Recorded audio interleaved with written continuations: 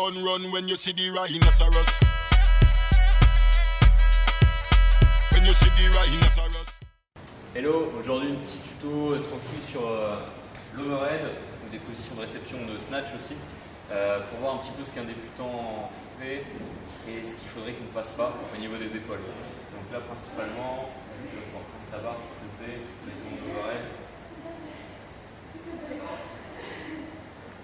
Ok, dis-nous un overhead classique. Okay. Donc là ce qui va nous intéresser surtout aujourd'hui, ça va être notre région et notre partie en fait au niveau des épaules. Donc qu'il arrive à garder le thorax haut et une rotation externe active au niveau de ses épaules. Si on regarde bien, il n'y a pas de rotation. Vas-y, enchaîne. Ça reste bien aligné, le buste reste bien placé, c'est nickel. Ok, petite pause. Là maintenant, ce qu'on va réaliser, c'est un défaut qu'on voit assez souvent chez les débutants qui ont un petit peu de mal à ouvrir la cage thoracique justement et qui ont tendance à être un petit peu sur l'avant. C'est que pour pouvoir stabiliser cette barre au-dessus de la tête, ce qu'ils vont chercher à faire, c'est aller chercher encore plus loin avec les bras au lieu de chercher à ouvrir au niveau du thorax justement. Donc là, je vais nous faire une mauvaise démonstration.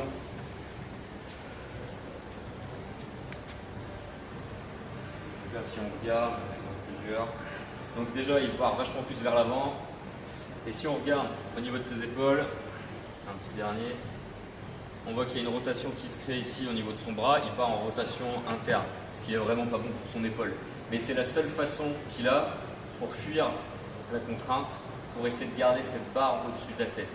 Donc vu qu'il a une contrainte de mobilité, vu qu'il n'arrive pas en fait à avoir le buste qui est bien placé, il va fuir cette contrainte en amenant une rotation interne, ce qui va lui permettre d'ouvrir un petit peu plus et de pouvoir supporter en fait cette barre au-dessus de la tête.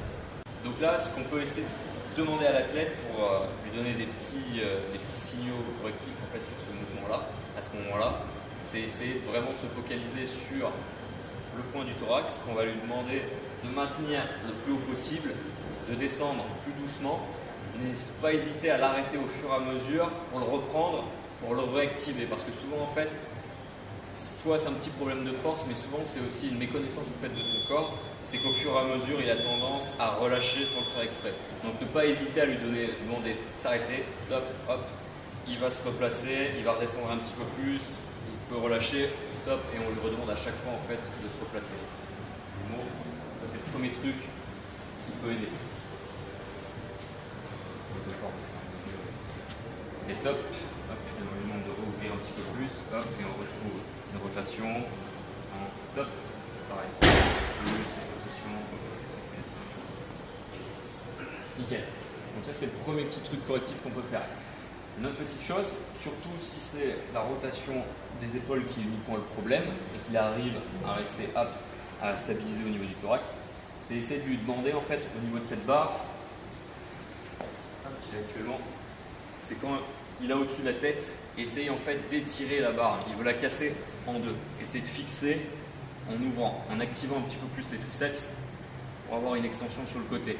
Et on peut lui demander comme ça d'essayer de garder une tension en fait dans la barre ou dans le PVC, comme si on voulait la casser en deux. Au début il peut être un petit peu en tension et essayer de trembler un peu, c'est pas très grave, c'est même bon signe, ça veut dire qu'il comprend un petit peu ce que vous lui demandez. Et il va repartir. Et son job, c'est uniquement vraiment de se focaliser sur ça, essayer d'étirer cette barre comme s'il voulait casser la barre au milieu. Et il va se replacer. Il n'oublie pas évidemment de garder le thorax en même temps actif. Parfait. Pour ça, on peut rajouter une dernière petite consigne qui peut aider parfois, c'est que le regard soit toujours orienté vers l'avant ou légèrement en hauteur peut-être pour certains. Mais en tout cas, qu'il ne baisse pas la tête parce que généralement, ça va s'entraîner en rotation. Tu l'as filmé? Non, ça filmait pas. Quelle souplesse, waouh! Incroyable. Je sais que tu seras dans la vidéo.